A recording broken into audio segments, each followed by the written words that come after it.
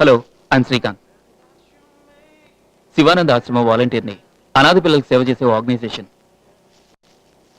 ఇది. మా donation box. ఇప్పుడు సిటీలో మీ షాప్ ఎంతో ఫేమస్. వచ్చే 100 మందిలో అట్లీస్ట్ ఒక్క రూపాయి వేసిన ఆశ్రమానికి హెల్ప్ఫుల్ గా ఉంటుంది. ఇది ఇక్కడ ఉంచడానికి పర్మిషన్ కావాలి. డెఫినెట్లీ. Thank you. అనాథ పిల్లలను ఆదుకునే ఓ ఆర్గనైజేషన్. మొత్తం 750 మందికి పైనే ఉంటారు. వాళ్ళందరి బట్టల ఖర్చు, చదువుల ఖర్చు అంతా మేమే చూసుకుంటాం. We're depending mainly on public contributions.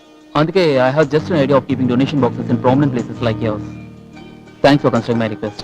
Monthly ఒకసారి నేనే వచ్చి తీసుకుంటాను. First Thursday of every month. Let me be the first person to give.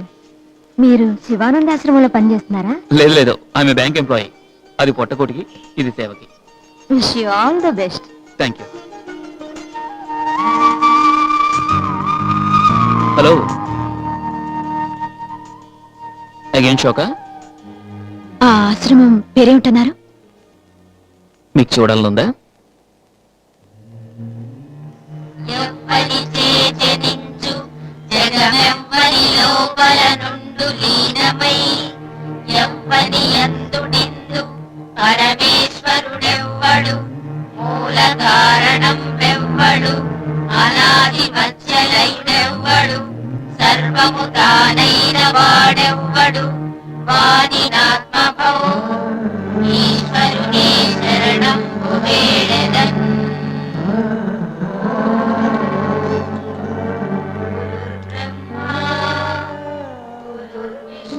750 మందికి పైనే ఉంటారు.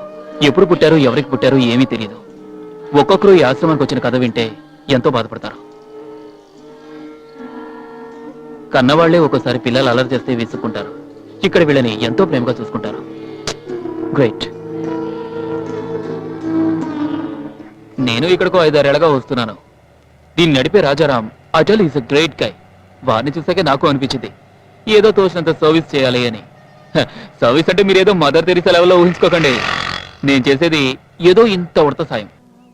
ఏదో ఇంత? ఆశ్రమానికి సేవ చేయడం అంటే మాటలు కాదు. ఈ వయసులో మీరు సోషల్ సర్వీస్ చేస్తున్నారంటే ఎంత మంచి మనసు ఉండాలి. అమ్మాయ్యా, థ్యాంక్స్ అండి మెచ్చుకున్నందుకు. దీనివల్ల నా పెళ్లికి ఎన్నో సమస్యలు వచ్చి పడ్డాయి.